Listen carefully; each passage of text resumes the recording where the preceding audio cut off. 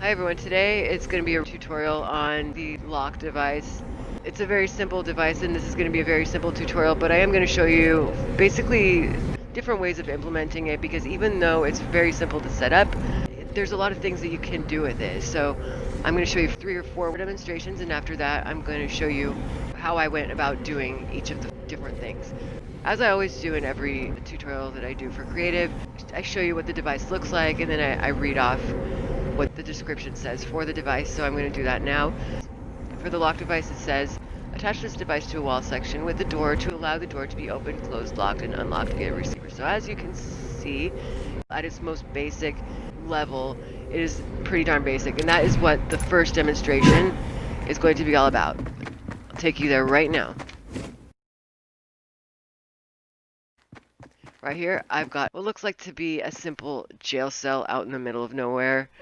The door on the cell works just like any other door. You can open, enter the room, close it, look around, have a rest, take a whiz, do whatever. You can get back out. That's how a normal door would work. Of course, there are occasions in some of your maps where you might want to actually just, lock a door. For example, say you're using a prefab. It's more of a decorative thing. And, you'd rather people not enter it. That's what this first demonstration is basically all about. It's the most simplest thing that you can do with the door lock device. So let me show you that right now. Alright, so I'm starting the game. We are going back over to our cell. And like I said, the simplest possible way that you can use this device right here. It locks the door. Another thing you might notice is that you cannot see the device. So I'll be showing you what setting to change for that as well. Let's move on to our next demonstration. Slightly more difficult, slightly more entertaining as well. We're going to do that right now. I'm going to head over to a different island. Let's get going. Alrighty, so for the second demonstration, here we are on another island in a totally different game that I was setting up a while back. And I'm going to show you how to use the lock device in a slightly different way. So let me start the game and then I'll show you what it would look like from that POV. Okay, just a second here. Okay, so as soon as the player would spawn into this game right here, this RPG type, escape type game, your first objective would be you'd have to try to find a way out of the house. So, the player would, in theory, they'd look around. You can't break the wall open. You're looking around. You're like, where do I go? You go, oh, here's the door. Looks like it's might be headed to the outside, but oh, too bad, it's locked. So now you're like, what do I do now? Okay, so you go up here and, you could go in whatever order, but a note from Mom and Dad reads, have fun tonight and stay safe. Bring your flashlight. So basically, you got to find a flashlight, which in turn, let's go back down just in case you missed it. This door is still locked. Basically, you got to find a flashlight somewhere. And I know where it is, so let's just cut to the chase. There's a flashlight right there. Pick it up. As soon as you've got the flashlight, now your door should be unlocked. You should be able to open it. And that's demonstration number 2. Freedom. For demonstration number 3, this one is a little bit more complicated, but I mean, the setup is still simple. For the next part of this game, you arrive at this mansion, you step over here. Welcome, come inside and make yourself at home. And as you see, the door just opened for me, so I have kind of got no choice here but to go inside. I enter, and as you enter, you hear the door slam closed behind you. You turn around, kind of instinctively, and it's locked. So now you're stuck in here. A bunch of other things happen too, like that. That's no good.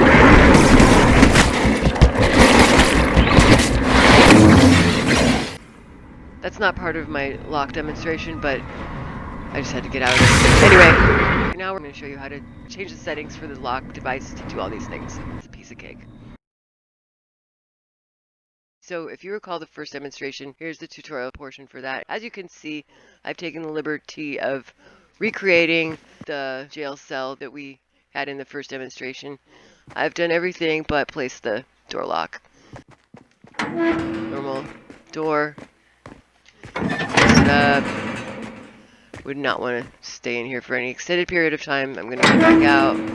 Close it back up. It's a normal working door.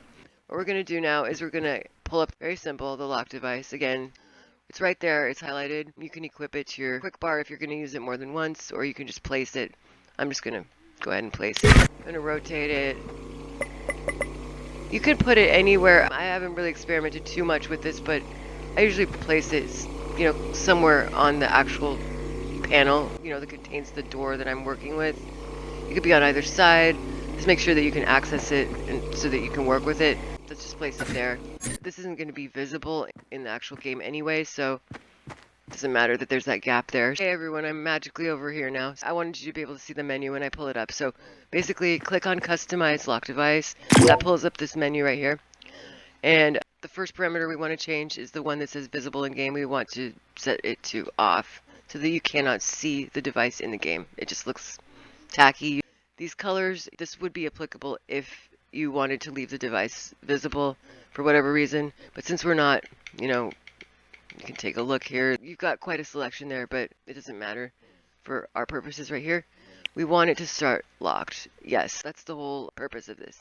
And we're going to leave everything exactly the same because we don't want it to open. We don't want it to do anything else. We just want it to be a locked door, and that's it. You can apply it to anything that you want in your own games. Just use your own imagination. This is as simple as it can possibly get. So I'm just going to click OK. And when we start our game, you're going to see it's going to make it so you cannot open the door. Simple as that.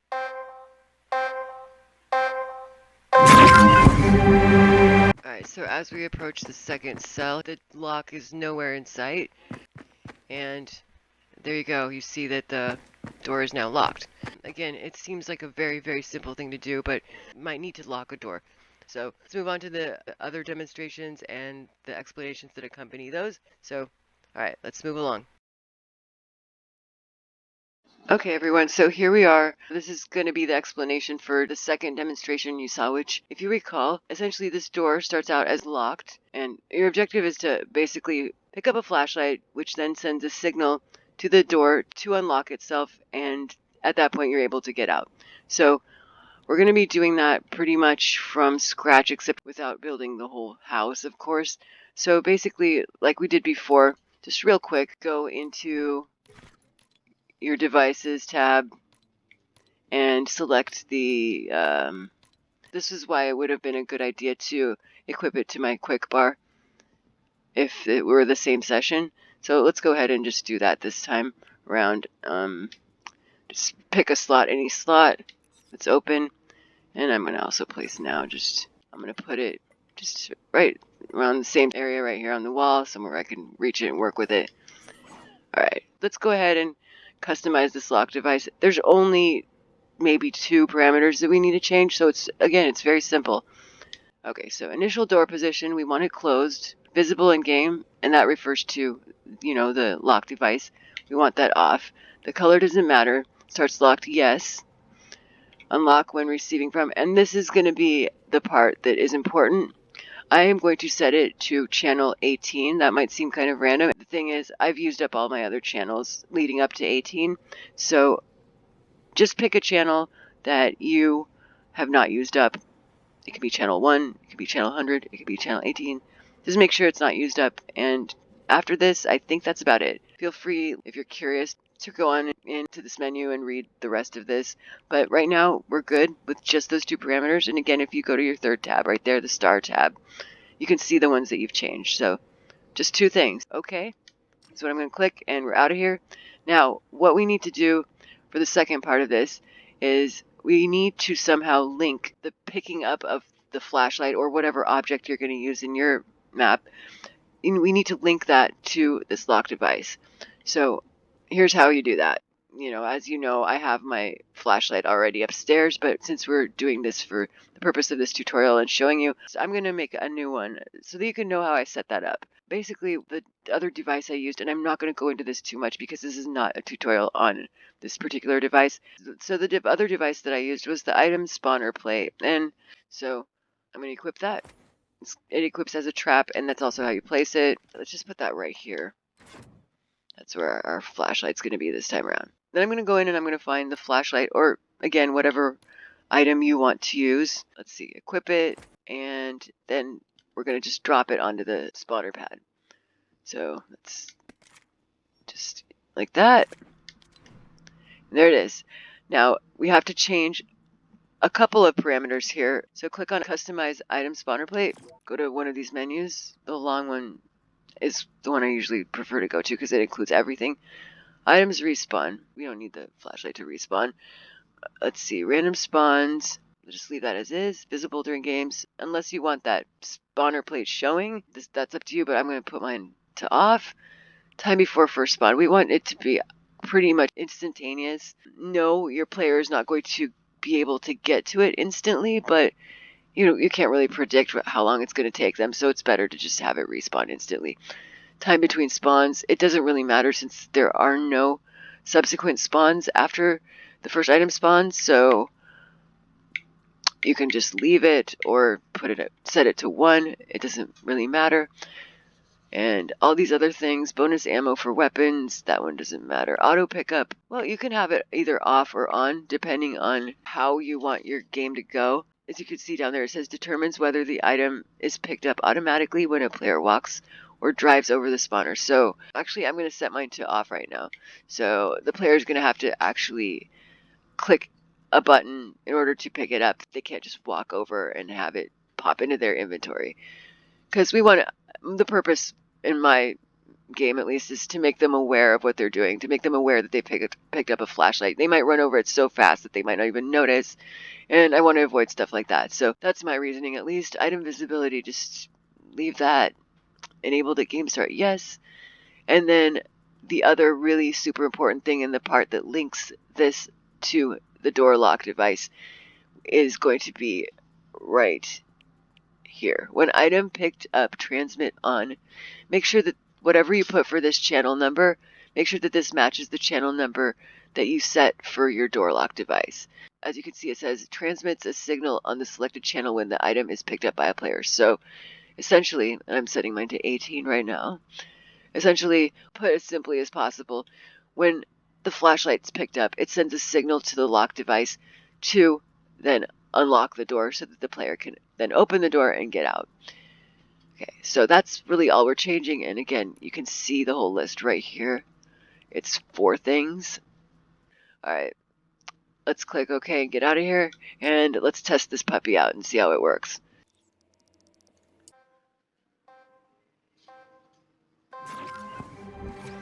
Alright, first things first, I'm going to go to front door to make sure that it's locked, make sure that we can't see the lock. Perfect.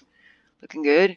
So let's see if that flashlight's there. Perfect. Okay, we're going to click that, pick it up, and you don't have to have the flashlight on. That doesn't matter. All you have to do is have it basically picked up and in your inventory, and this should work. Alright, so it apparently worked because, as you can see, it just says open. It's not locked anymore, and freedom. Alright, so here we are standing in front of that weird mansion for our 3rd demo, which, if you recall, that consists of walking up there, the door opens, you walk inside, the door closes, and then locks again behind you. So I'm going to end the game right now so that you can see the other devices that were used. Even though this is technically a more complicated setup, it's actually really not hard. So basically the way that I do it is via player checkpoint plates. And I'm going to go ahead and I'm going to delete these, and we're just going to start from scratch, and you'll get to see in a second here just how simple it is. Okay, so I've gone and deleted that checkpoint. I'm going to go inside.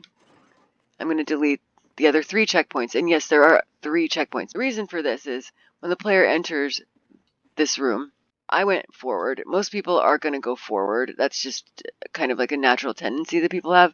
But some people might not. Some people might turn and go sideways. In fact, if you want to be a real stickler, you can actually put checkpoints here and also on this square as well, because that way no matter, and you set all the parameters the same on all of these, because that way no matter which direction your player decides to go in, it's going to still cause the door to close and lock behind the player. Otherwise, the player could theoretically go like this, And that's not going to happen. The door's still going to be open, and your game's going to be it's not going to work the way you want it to. So you're going to want to cover that whole area, if that makes sense, hopefully. So I'm going to delete the lock device. We're going to be putting it back in a second. And I'm going to delete all of these checkpoints.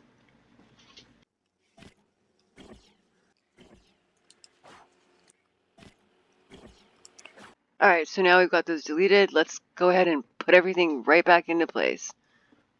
What we're going to want, first of all, is we're going to want to go to our creative menu again, go to devices, and find the player checkpoints. And since we're going to need a bunch of those, go ahead and equip them twice. That'll give you 10. The other thing we're going to need, once again, is the door lock device. So if you haven't equipped that to your quick bar, go ahead and do that now, or go ahead and just place it, which is the thing that we're going to do first. This time it might be easier to have it on the inside. We want to work with it. Totally up to you. Alright. So let's go ahead and place our player checkpoints next. I'm going to do a little bit more than we had last time for the reason that I explained. I'm going to still place one right there. We had one here as well. We had one here. We had one here. And I'm also going to go ahead and place 2 extra ones. One right here and one right here. And if you don't remember the reason for that and you'd like to know, you can feel free to rewind that to the explanation.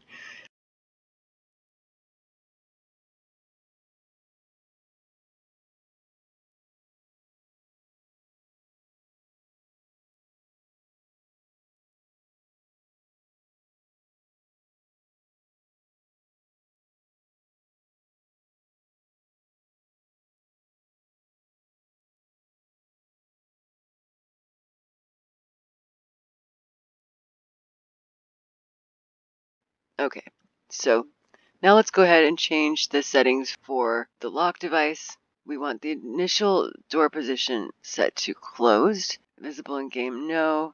Next parameter starts locked. We're actually going to set that to no. And the reason we're going to set that to no is because if we set it to yes, we're going to have to change another parameter, an extra parameter later on down this list when that's kind of unnecessary if we just set this to no. Otherwise, you'd have to have a parameter that also unlocks it in addition to just opening it. I hope that makes sense. If it doesn't, just copy what I've put here and hopefully it will make sense the more familiar you get with these particular devices. Next one we're going to want to change, unlock when receiving from. That's actually an important one. We are going to want our door to open and close depending on which checkpoint your player is going to be stepping over. So for the first checkpoint that's outside, for this one, basically the door is going to open when receiving from channel 1. I'm going to click OK right now to save that for now. I'm going to set this checkpoint according to that so that when the player walks over this checkpoint, it's going to transmit a signal on channel 1 that's going to tell this thing to open the door. Next, we're going to have it close and lock. So we're going to go ahead and do that. These are the 2 channels that I'd previously working together in this particular setup right here. So I'm going to just leave these channels at that. But again, for you, no matter the number, just pick 2 channels that are available that you don't have tied up with any other device already. So I'm going to put mine for close when receiving from. I'm going to set mine to channel 2. What that's going to do, of course, is when a player steps on any of these checkpoints right here, the door is going to close, but we also need it to lock. So that's one more parameter that we're going to have to change. So back here, lock when receiving from channel 2. Also, just to keep it simple, we're going to have it share channel. No biggie, you can do that. So now going to our star menu here, you can see we have 5 parameters. These are the 5 parameters that you need to have set for this particular demonstration to work. Now, one other thing I want to say before we go ahead and change the settings for this actual checkpoints. If you recall, when you walk over these checkpoints, you saw writing across the top center of the screen. Now, that's also linked already to these channels, and it is beyond the scope of this tutorial for me to explain how to link those devices as well. But essentially, I've got a couple radio devices, hidden ones. Like, for example, let's see, where did I put it? Here's one of them right here. You don't see this when you're in game, but just to give you a quick look at what it looks like, right here's the message. I've already have it set to display the text in a certain way, in a certain place, and to also to show when receiving from channel 2. So that's something we'll save for another tutorial and another time, but I just wanted to let you know that that's basically how I did that. Okay, next we're going to customize the checkpoints, and I'm going to try to make this really quick. This one is going to be just one parameter off from all of these other ones, which are going to be exactly the same. So let's do this one first. There's not much to it. You have any team, visible during game. I don't want it visible during my game. No, that doesn't need to be touched. Enable game start. Yeah, that's cool. So, okay. The only thing we're going to really have to change is on first activation, transmit on, and I'm going to set mine to channel 1 because that's the one that we already talked about corresponds with the opening of the door via the lock device that was inside that we were just working on. So you could also technically have changed this to channel 1, but it doesn't really matter. It's beyond the scope for me to explain the difference between these two. But just so you know that with the setup that I have now, it'll work regardless of which one of these two you switch to channel 1. Just make sure you have one of them set to the channel that you have corresponding to the lock device set for the door to open. Okay, click OK, get out of there, and we're going to do the same thing for all 5 of these fair checkpoints, and except the only difference is we're going to have it linked to the door closing and then locking. So, team, any visible during game? No. And everything else is the same except on first activation, transmit on channel 2. That's it, actually, because everything else is already determined by this right here. Lock when receiving from channel 2, close when receiving from channel 2, open when receiving from channel 1. I hope you get the picture. Let's go ahead and do that for all these other checkpoints, what we just did.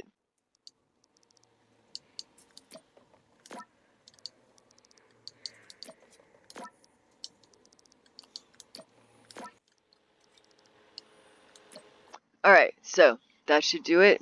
And I'm going to start the game. I'm going to play it through to this point, and we'll cut in as soon as I get here.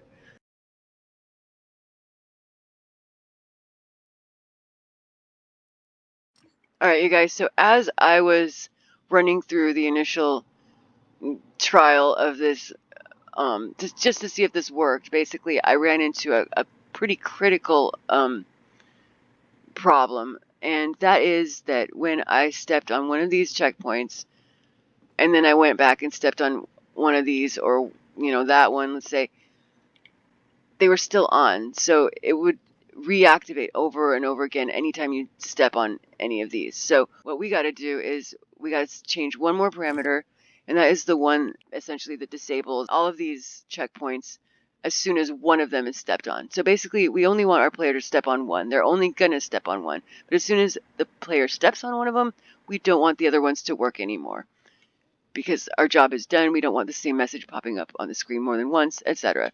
So since it's set to channel 2, I'm going to set this to channel 2 also. I'm going to hope that that works the way that I'm hoping it'll work, and we're going to find out in a second here. So just set all of these, the one where it says disable when receiving from, disables the device on receiving a signal from the selected channel. Set that to the same channel that you have this other stuff set to, on first activation, transmit on. Whatever that channel was, just match that channel here too. Do that for all of them.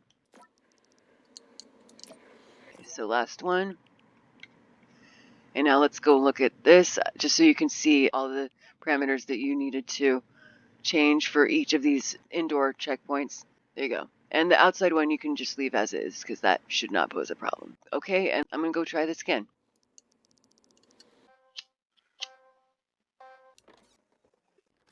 Okay, let's try this one more time. As we approach the house, there should be a checkpoint right there. Welcome, come inside and make yourself at home. So far, so good. Now, we could step on any of these invisible checkpoints that we alone know are there. Let's just go ahead and just go for the first one again. As you enter, you hear the door slam close behind you. And great, so far, so good. Let's see if the checkpoints worked out the way we wanted them. Excellent. So all of these other checkpoints are now deactivated. The fiends are going to come. I better run, get out of here. All right, so I can talk at least. All right, this is just the next part of the game. You need not worry about that right now. I just wanted to say that concludes this whole demonstration slash tutorials. I hope that you enjoyed it. Please like and subscribe for more tutorials. I have a whole bunch more to come. See you next time. Take care.